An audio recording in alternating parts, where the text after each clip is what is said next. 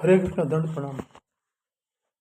भगवद गीता के अध्याय 4 के श्लोक संख्या 36 से हम 37 के बारे में हम विचार ओम अज्ञानतिमिरान्धस्य ज्ञानाञ्जन शलाकया चक्षुरुन्मिलितं तस्मै श्री गुरुवे नमः। नमो विष्णुपादाय कृष्णप्रेष्ठाय भूतले श्रीमते भक्ति वेदांत स्वामी नामने। नमस्ते सारस्वते देवे गौरवाणी प्रचारणे निर्विशेषा शून्यवादी पाश्चात्य देशकाल। जय श्री कृष्ण चैतन्य प्रभु नित्यानंद अद्वैत गदाधर श्रीवासादि गौर भक्तवृंद। हरे कृष्ण कृष्ण कृष्ण हरे हरे, हरे राम राम राम हरे। श्लोक संख्या 36 में भगवान कहते हैं कि अपि चेदसि पापेभ्य सर्वेभ्य पापकृत्तम सर्वज्ञानप्लवेनेव वृजिनं संतरिष्यसि। यानी यदि तुम्हें समस्त पापियों से भी सर्वाधिक पापी समझा जाए तो भी तुम दिव्य ज्ञान रूपी नाव में स्थित होकर दुख सागर को पार करने में समर्थ होंगे। तात्पर्य में शिला प्रभुपाद बताते हैं कि कृष्ण के संबंध में अपनी स्वाभाविक स्थिति का सही सही ज्ञान इतना उत्तम होता है कि अज्ञान सागर में चलने वाले जीवन संघर्ष से मनुष्य तुरंत ही ऊपर उठ जाता है। यह भौतिक जगत कभी कभी अज्ञान सागर मान लिया जाता है तो कभी जलता हुआ जंगल। सागर में कोई कितना ही कुशल तैराक क्यों न हो, जीवन संघर्ष अत्यंत कठिन है। यदि कोई संघर्षरत तैरते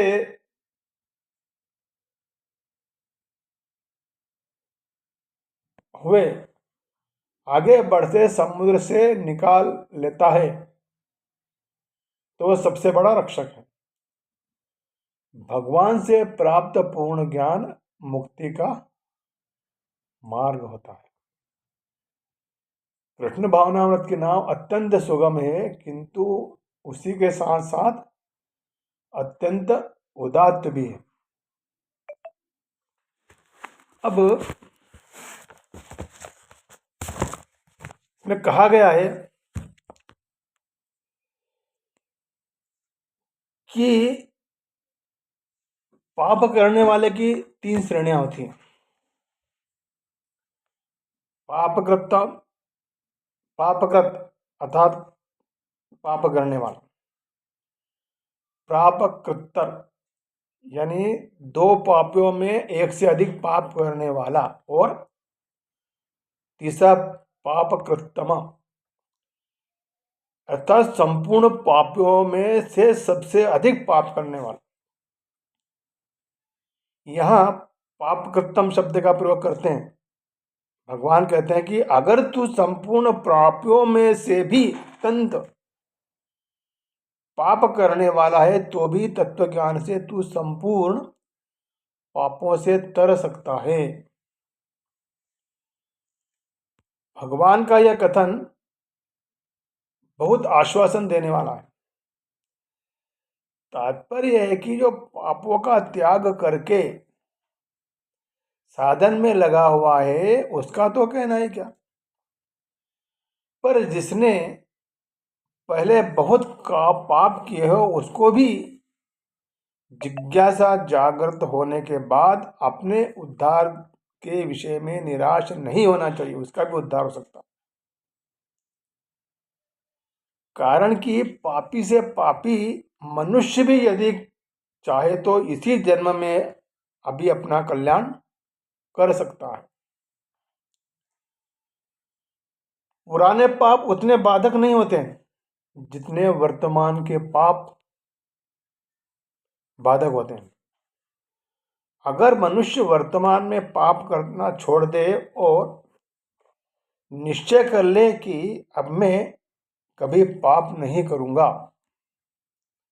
और केवल तत्व ज्ञान को प्राप्त करूंगा तो उसके पापों का नाश होने में देर नहीं लगती। यदि कहीं 100 वर्ष से घना अंधेरा छाया हो और वहां दीपक जला दिया जाए तो उस अंधेरे को दूर करके प्रकाश करने में दीपक को 100 वर्ष नहीं लगते। तो दीपक जलाते ही तत्काल अंधेरा मिट जाता। इसी तरह कृष्ण भावनामृत का ज्ञान होते ही पहले किए हुए संपूर्ण पाप तत्काल नष्ट हो जाते हैं। ऐसे पापी मनुष्य परमात्मा में नहीं लगते, परंतु वे परमात्मा में लग नहीं सकते ऐसी बात नहीं है। किसी महापुरुष के संग से अथवा किसी घटना, परिस्थिति, वातावरण आदि के प्रभाव से यदि ऐसा दृढ़ निश्चय हो जाए कि अब परमात्मा का ज्ञान प्राप्त करना है, तो वे भी संपूर्ण पाप समुद्र से भली भांति तर जाते हैं।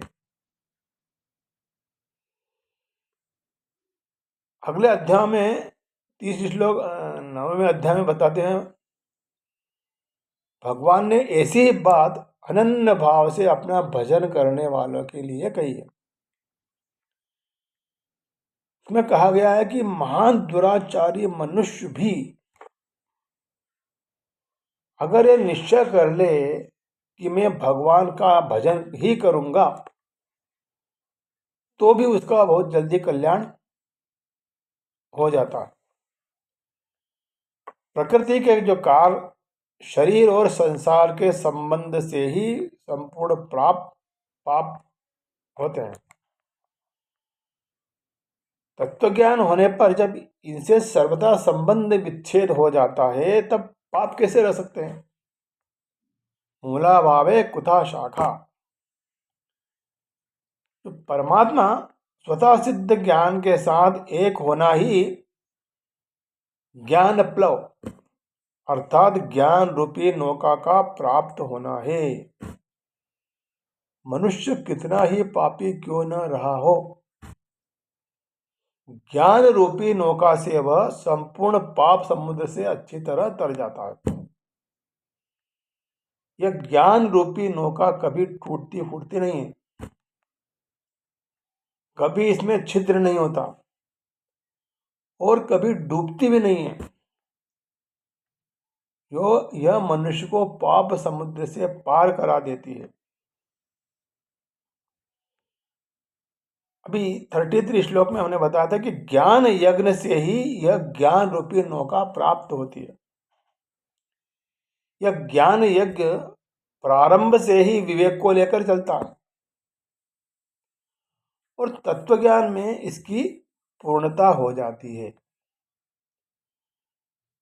पूर्णता हो जाने पर लेश मात्र भी पाप नहीं रहता। हरे कृष्णा, दंडवत।